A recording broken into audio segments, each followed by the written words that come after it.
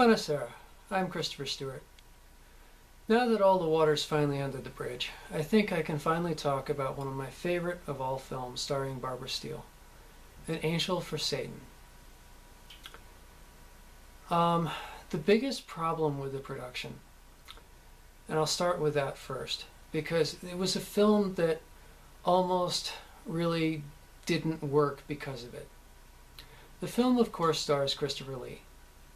Well, Chris had talked with Mario about doing the production, and then he had said, fantastic, I'm a hero for once, okay? So he had wanted to promote the film in the UK. Well, when Mario gave him the dailies, he then found out that his voice had been dubbed over into Italian. And he got kind of upset about that. So he had contacted Mario and he said, you didn't tell me this. And I wish you had, because I can speak Italian. You could have just used my voice. And Mario had said, I didn't think, and Chris had said, you're right, you didn't think. And you should have talked more. And so Chris said, strike my name from the credits. He said, you know, I'm not going to do anything. The film can keep going. I won't support it in the UK. So it's one of those hidden films of Christopher's. Unfortunately, this kind of thing happened. Okay? That's the bad point of the film, in which, after all these years, I don't think anything matters anymore. I wish it hadn't happened. I'm sure everybody else wishes it hadn't happened. But the film itself is a wonderful production. It really showcases Barb as an actress. She's remarkable in this production. She shows all of her emotions, has all of these wonderful different character nuances within the production. The script just allows her to just take the role and fly. And boy, did she ever. Okay, it's probably one of my all-time favorite productions with her. In the production, I'm more of a sideline character.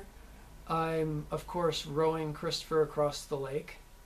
And that was a wonderful time because what in the film is maybe about 30 seconds or less was actually about 2 or 3 hours of me rowing Chris across a lake. And we got to talk about everything. We got to talk about the problems with the production, because this was like the last shot of the production. And we got to talk about poetry. We got to talk about my life and his life. And we got to talk about what my future goals were, what I might do with film, what I might do with archaeology and geology, and how I might string the whole thing together, and everything. And we just had so much fun. It was probably the most enjoyable time I've ever had with Chris. On top of all that, I was also the frog wrangler. I managed where the frogs were and made sure they were in the right spot for the cameras. I was also learning with Mario Bava about film and about how to be a cameraman. So in a number of cases, I'm actually holding the camera. The sequence with Barb stripping is me holding the camera on Barb. And several other shots like that. It was some of the most beautiful places in all of Italy that we were filming in. And some of the shots were just absolutely stunning. Absolutely stunning. As I've said before, Mario Bava loved working in black and white. And in this production, he just kind of went over the top.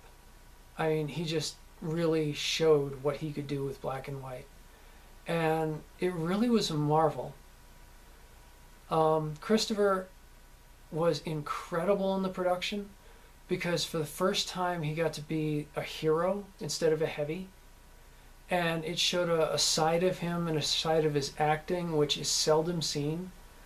I mean, this goes back to his roles in things like Curse of the Crimson Altar and the role he did way back before I was probably even born with the witch thing.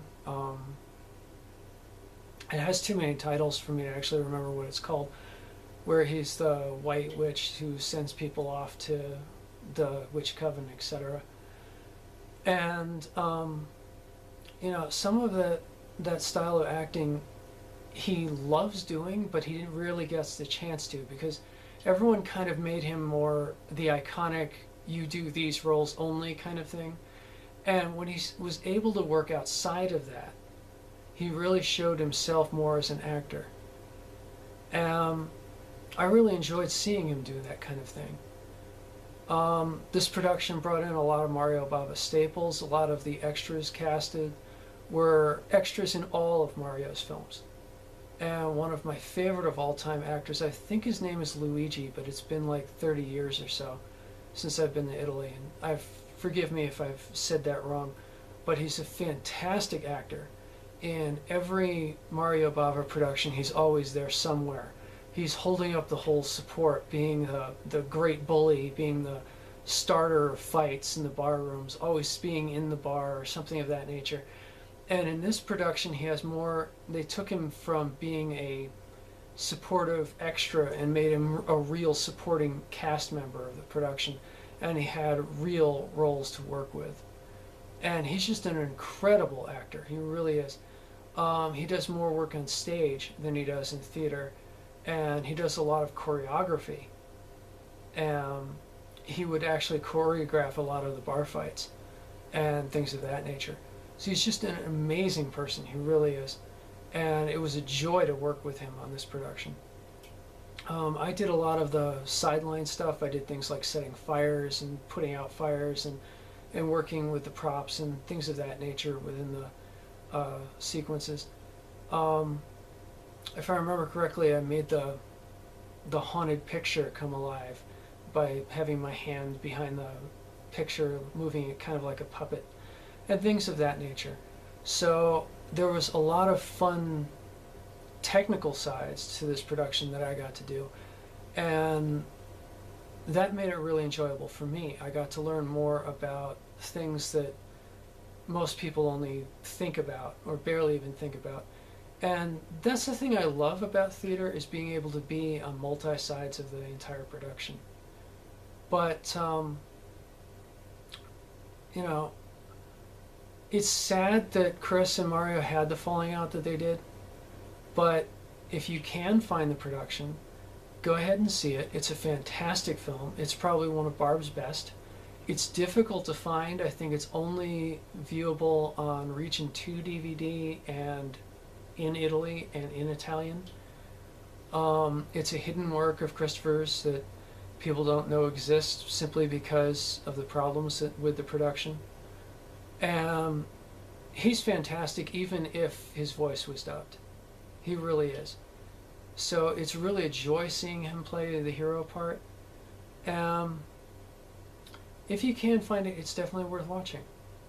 So that's An Angel for Satan. Thank you.